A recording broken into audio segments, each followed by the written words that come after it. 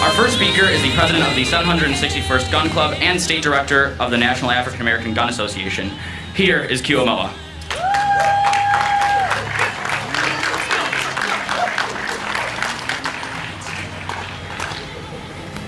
Good morning, everybody. How you guys doing? For those that don't know me or my organization, my name is Kwasi Amoah, or go by Q. I'm the founder and president of the 761st Gun Club of Illinois.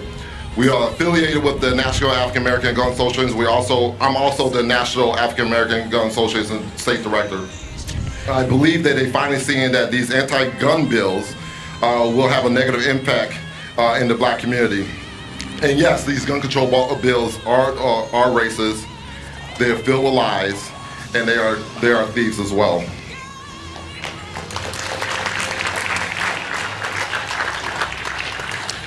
A famous Chicago activist, Ida B. Wells, once said, "A Winchester rifle should be placed in honor of every black home, and it should be used for that protection which the law refused to give." I have a Winchester rifle in honor of her, to remind myself every day to come out fighting, to preserve the rights of the Second Amendment, and I intend to do it until my last breath on this earth. Come out fighting. Thank you. The speaker traveled here from the DC Project very recently and is with 1 Million Moms Against Gun Control. Here is Schuster-Callison.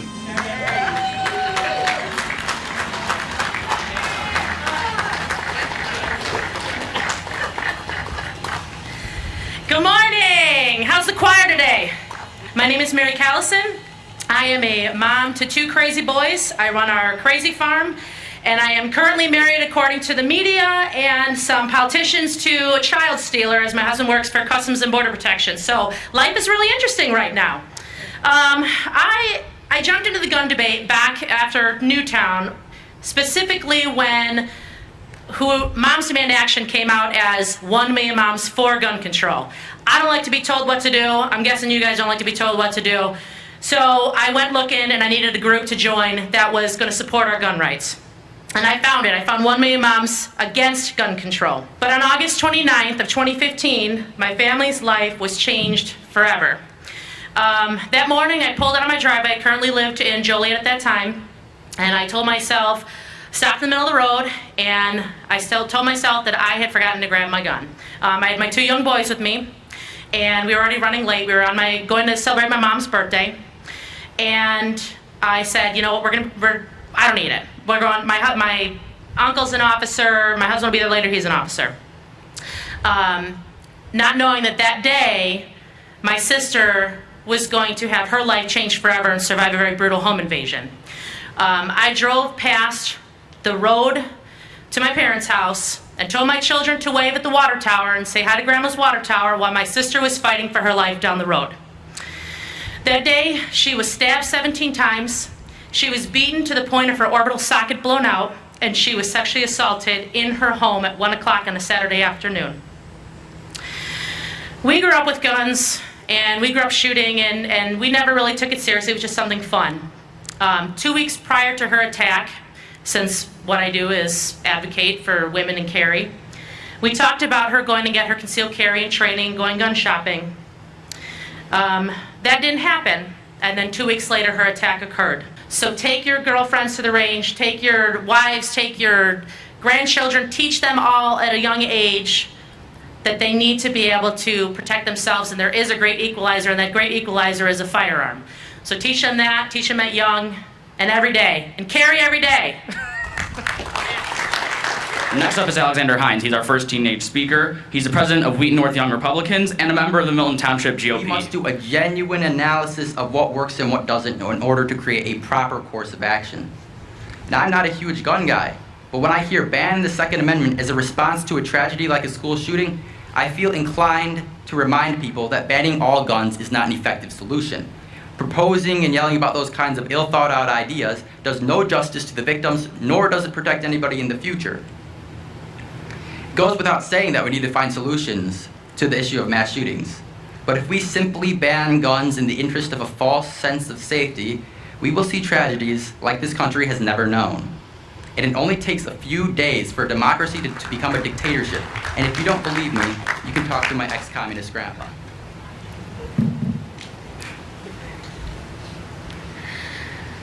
They that can give up essential liberty to obtain a little temporary safety deserve neither liberty nor safety. If Benjamin Franklin was able to form this simple logic, we can too. In today's era, we have people who are fearful of guns. There are Americans who support abolishing the Second Amendment in order to achieve that false sense of security. However, they do not realize that they are giving up an essential liberty for this temporary safety. Not being able to preserve the rights of the people is a serious concern to the security of our freedom. The Second Amendment is crucial to sustaining our democracy, and without it, our rights will crumble. One of the reasons why I am an avid supporter of this amendment is because of my background. When I was younger, I grew up in a country that lacked the right to arms. This was the oppressive regime of Saudi Arabia. Living in the United States has provided me with some amazing opportunities, including this one. Something I would have never gotten had I remained in Saudi Arabia. I am only beginning to utilize all of my rights, and I sure don't want to lose them. I implore you to keep supporting the Second Amendment, not just for you or me, but for the liberty of the future generations of Americans to come. We will not give up this essential liberty for false safety. And Benjamin Franklin would be so proud. The next person on our lineup honestly probably needs no introduction for this crowd. She was the lead plaintiff in the landmark case at Ezell versus the City of Chicago, which, by the way, we won that one.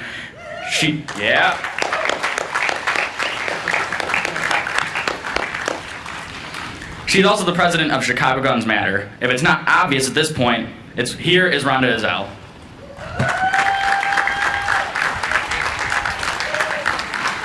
Hello, hello, hello. Okay, first of all, thank you all for coming out.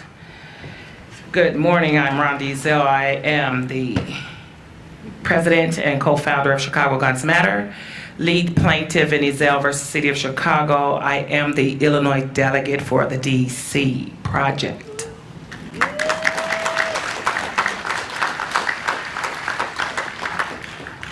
As we look around the country, we can clearly see an attack on our Second Amendment rights.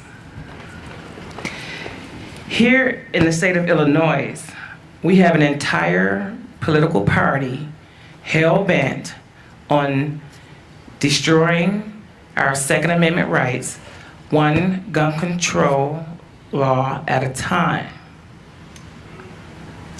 We all know that imposing more gun control on law-abiding citizens is not the answer, but yet the political powers to be continue to do so. Let me make this clear. What we are dealing with here is money, power, and greed. The rights of law-abiding citizens are under attack because of the crimes the criminals are committing, and there are no repercussions for their actions. Law-abiding gun owners are being held responsible for the failures of our government. Mayor Lori Lightfoot, we, the law-abiding citizens here in the City of Chicago, would like for you to take these concerns to the Chief Justice. The Chicago Police Department can't do it alone. You ran your campaign on inclusion and transparency and won. Now we gun owners ask that you bring us to the table. We'd love to help you come up with a solution to help stop the violence. All right, next up, we have a member of the Wheaton North speech team, March for Our Rights contributor, and most importantly, my very close friend, Matthew Sidarius. Give him a warm welcome. There is a problem, and it doesn't just affect me or my next door neighbors, it affects everyone here today. What is this problem, you might be asking? The problem is that people want to repeal our Second Amendment rights. Some people believe this because they've had a plethora of bad experiences, whether it be parents who tragically lost a son or daughter to the hands of a vile school shooting, or someone who lost a very dear friend to the hands of gun violence. But the people who have turned to the left's solution to this issue of repealing the Second Amendment and implementing a gun ban will in no way achieve their goal of reducing gun violence in America. Why is the Second Amendment so vitally important to America? Well, long story short, it's important because it gives us protection. It allows us to legally defend ourselves from violent criminals, from evil governmental regimes that have shown their ugly faces throughout the tides of history and that still exist today, and it protects people's property. With that said, police can only arrive to the scene so quickly, but in the matter of minutes that it takes for them to arrive onto a scene, seconds actually count, and seconds are what will save your life. When it comes to life or death situations, you need to have a legal way to defend yourself through the use of firearms, and repealing the Second Amendment would subdue innocent people who wish to ensure their own protection, not protect them. Also, it's factually proven that the Second Amendment is very pivotal in terms of deterring criminals. It has been shown in various studies that in areas with more people that have concealed carry permits, murder rates in those areas tend to decrease. We must act because the Second Amendment is our God-given right to bear arms. And without this right, we would be subject to many evils, and we would be defenseless to protect ourselves. And without the Second Amendment, America would be a much darker place. Thank you. Next speaker is another one of my very close friends. He has also had family in the military since the American Revolution, with him joining the Army, after this upcoming school year. Without further ado, here is Jameson Swinney. We need to have an organization like this to keep teens involved and to keep guns in the hands of the people where they belong. Thank you.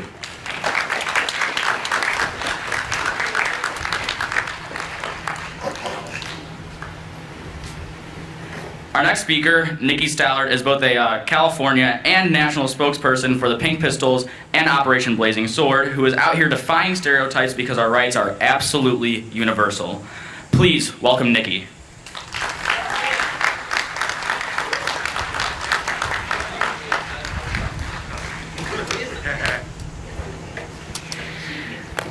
Hey.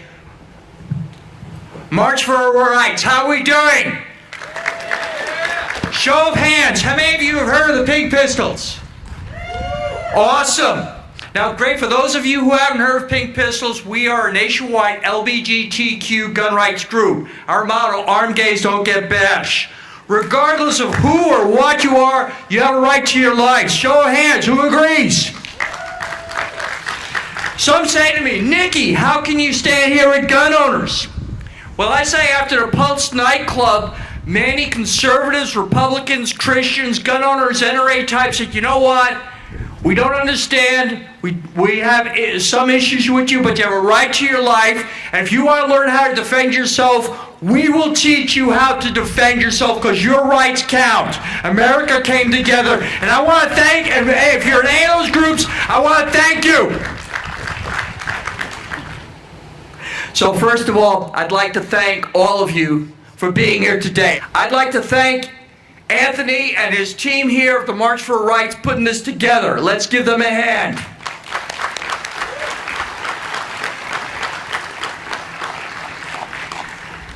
And I'd like to thank all of you for giving me the honor to speak to all of you. Thank you.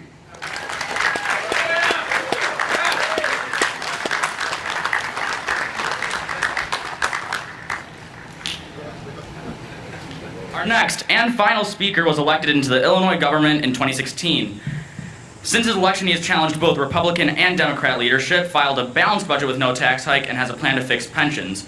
And this part always baffles me, because this requires a ton of bravery, but he referenced the movie Red Dawn during a floor debate opposing more gun control. That requires a lot of, that requires bravery right there. That's strong. That's strong. Our next speaker is Alan Skillicorn.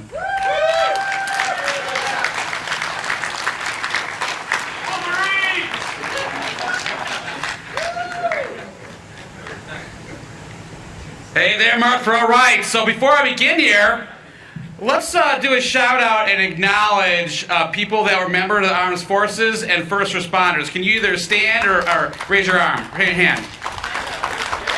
So I see a few out there. Let's give you a round of applause.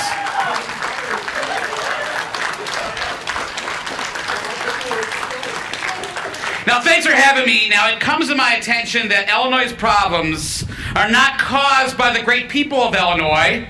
The farmers didn't create these problems. The first responders didn't create these problems. The veterans did not create these problems. The families that sacrifice did not create these problems. You gun owners did not create these problems. Does that make you angry? Does that make you angry? But it sure the heck makes me angry. The politicians created this mess. It's crystal clear that you cannot solve the problems of Illinois when you're on the take, when you're on the dime. So when I started, I refused my legislative pension, and I will not support those that accept the pension, and I will not endorse those that will accept the pension. They have to take that same pledge. Politicians should not get pensions. That also applies to our current leaders. If your congressman, rep, or senator is signed up to collect a pension, you need to consider replacing him or her on the ballot. Now, a wise mentor of mine once told me that you must reward and punish good and bad political behavior. So when a politician behaves well, like when they vote against gun control or tax hikes, you need to praise them, you need to reward them. But when a politician breaks those pledges, votes for gun control, votes for tax hikes, you need to punish them. Why do Chicago politicians want to take my guns so bad? Let me tell you about my guns. My guns have never committed a crime. My guns have never hurt someone. My guns are not evil. They are inanimate objects, neither good nor evil. Now, these gun grabbers still want to take away my God-given right to self-defense. We cannot forget what happened just this spring in Chicago. Cook County State's Attorney Kim Fox let Jesse Smollett go with just a slap on the wrist. That was a giant middle finger to law-abiding citizens across the state. And now, this is exactly how she handles other violent thugs, gun runners, and others. All while blaming us, legal, law-abiding gun owners. Now, within hours of that release, I was FOIAing her office for her texts and her emails about this scandal. And since then, thank you to the media, thank you to the Chicago Tribune, she has been exposed as a fraud. So there's a lot of talk about gun rights, common sense, and freedom. Now, I appreciate the discourse on these issues, which are truly near and dear to my heart. But Illinois needs more doers and not talkers. And that's why you guys are out here doing this today. And that's why I urge you to come and be involved in pushing for freedom and pushing to protect our rights.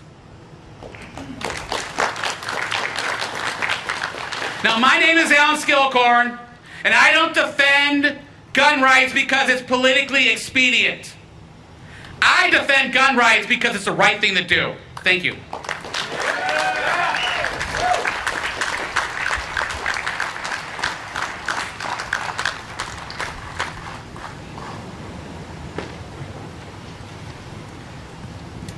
All right, so before we get into the panel, I'd like to say something. I know that I said thank you at the start, but I'd like to say a bit of a longer one for you guys. So, a little bit of backstory. There was a Facebook post late last week that really got me thinking. It was a post from my mom, and it was sharing an article that highlighted the crisis in Venezuela, revealing how they murdered thousands of their own citizens and then tried to cover it up. Now, it's not the post itself that got me thinking. It was a comment left by someone who will remain nameless that somewhat baffled me. See, this comment basically said that the Second Amendment will not be repealed anytime soon, therefore we don't have to worry about it. Well, that comment was about half true. You see, he's right about the Second Amendment not being repealed soon. And that's mainly because of you guys. However, this idea that gets tossed around far too much in the pro-gun community that we don't have to worry about anything is, all in all, an excuse to just be lazy. So, I'm telling all of you right now, Give it a couple of years for these people to finally wake up, and then see what politicians have been trying to do this entire time, and you will be thanked for being out here, especially in this heat, right? Hypothetically, if all of you in the crowd had the same mindset of just, oh, nothing will happen, don't even worry about it. One, obviously you wouldn't be here today. None of us would be here today. Two, give it the same few years without any sort of active support for the Second Amendment, and we would be having a much different conversation. Not just trying to defend, but trying to take back the rights that we have right now. You see, all of you here are here because you care. You care about your rights. So here's my challenge to you. Go home after this event and spread the truth. Don't just preach to the choir either. That doesn't help. Reach the people who don't agree or are on the fence and try to send their twisted beliefs out the window. And most importantly, reach those people who are too preoccupied, sitting back on their couch watching Netflix to be out here fighting for their rights. And don't sugarcoat it either. I want you guys to call them out, because they need to be called out, because we need all support we can get. Now, with that being said, let's get into the panel. So if you have any questions for anyone here, so we have a representative up here, you probably have some questions for him. You can direct anything to anyone, or you can just direct it to the panel in general, and we'll figure that out up here. So you guys can line up at the microphone that's down. Check. Yeah, it works. My name is Bobby. I want to thank you all for being here, and I want to give all due respect to the local and national media who showed up to cover this important event. I know they must be back here somewhere because the president always points to them. And, They're somewhere. So let's give them their due respect. I just want to say thank you to all of the youth for fighting for what we need to fight for, our rights. It's good to see that our youth are getting involved.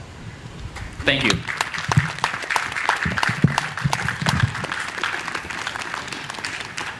Please, we need more than 4 people, by the way. I have a question for Representative Skillicorn and anybody else in the panel that might care to comment. But Representative, I think we almost dodged a bullet with this FOID Card Act that did pass the House, unfortunately, and I guess not by a lot of votes, but enough. But now it will go to the Senate, and the Senate didn't call it up and didn't put it on the floor. I don't know why, but I still can be done, as I understand it, in the veto session. So my question for you is, just looking at the numbers, are there maybe a few good Democrats out there that in the Senate who will not let this bill come to the floor in the veto session? Yeah, an update on what happened there. So this fingerprint, the FOID, and we also have to remember, the FOID is like a poll tax, ladies and gentlemen. We have to pay money and wait for a stinking card to be mailed to our house to exercise our constitutional rights. So that's the first thing we need to remember. But this particular act would increase the fee considerably. You're going to have to go and get yourself a digital scan of your fingerprints. That could cost $30, $40, $50, right? You're going to have to pay additional fees to the state police to get your constitutional rights. This is effectively just a poll tax, ladies and gentlemen.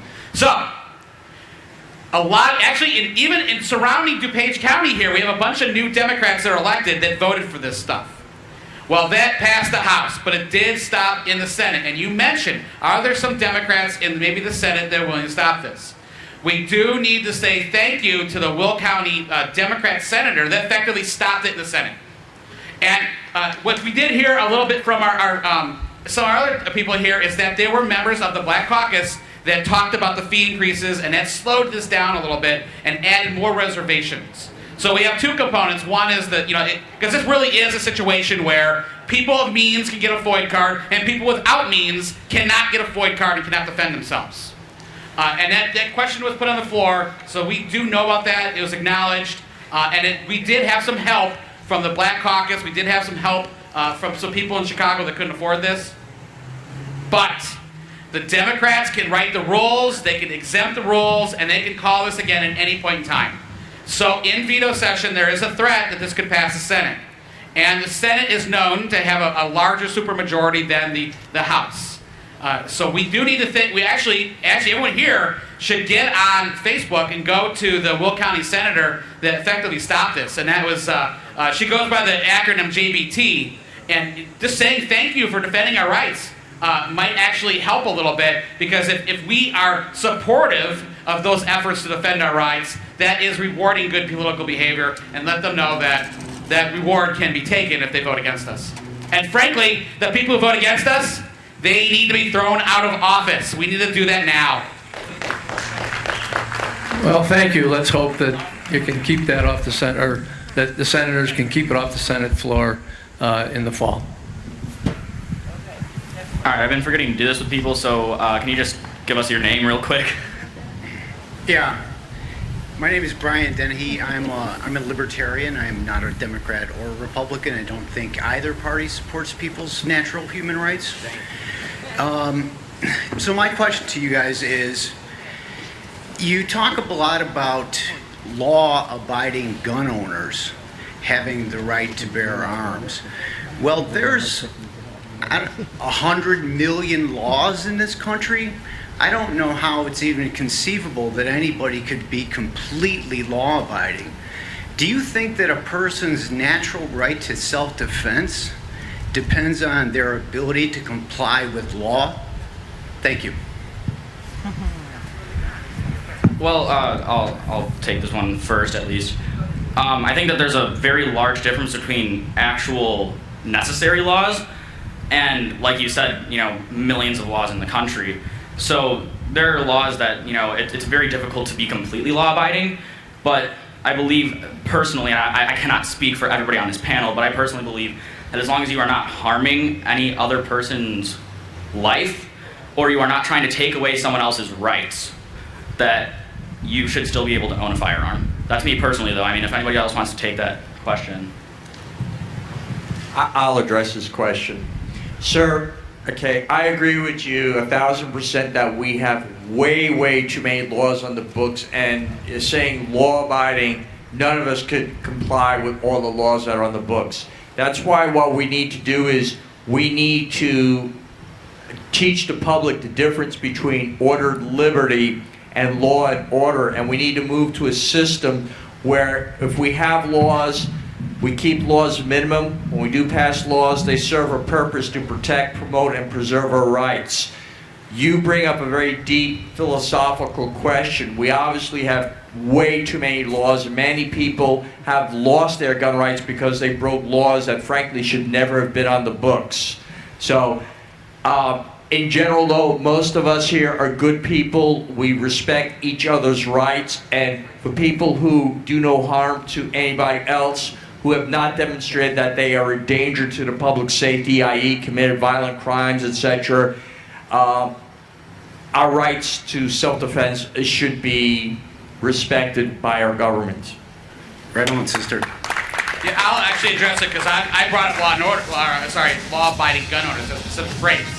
So most of us in this crowd here already have a FOID card or concealed carry card or something, so we are law-abiding gun owners. So, and we purchase our guns not from the trunk of a car, but from either a legal transfer or from a gun dealer. And that's what I refer to that. Now, I remember Thomas Jefferson saying something like, if it neither breaks my arm or picks my pocket, I'm okay with that. So that's something we need to consider is what is, and it's a great question, because what is law-abiding? Is it law and order? When a state has a red flag law and police officers can come to your house, knock down your door, shoot your dog, and take your guns? That's not law and order, ladies and gentlemen. And that's something we need to consider also. Thank you. So just a suggestion, and you take it for what it's worth, maybe a peaceful gun owner. So thank you all. I just want to say thank you for the diversity on this panel and to keep the diversity going. We need to just change the narrative of what gun owners in America look like. Because Absolutely. I'm a mom and I'm a minority woman and I grew up in the city of Chicago, and I love you, Anthony, for putting all of this together and representing everybody. Thank you. All right. Let's give a round of applause for Anthony one more time for putting this all together. All right. So before we wrap this all up, I just want to say thank you one last time for coming out and showing support, because we would not be here without you guys. Other than that, like I said, you need to get the people who are not here today, and I get it, like there are some reasons, medical reasons because of the heat. It's really hot, I get it. But you need to get the people who are just not here out of pure laziness. You need to get them out here next year, because we will lose all of our rights if we don't. So get them out.